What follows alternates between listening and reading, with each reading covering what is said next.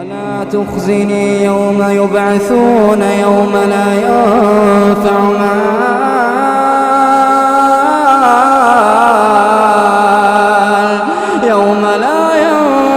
مال ولا بنون إلا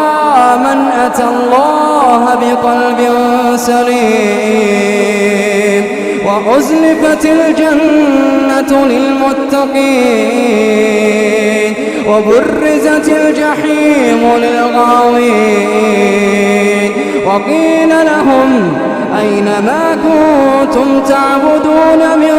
دون الله هل ينصرونكم أو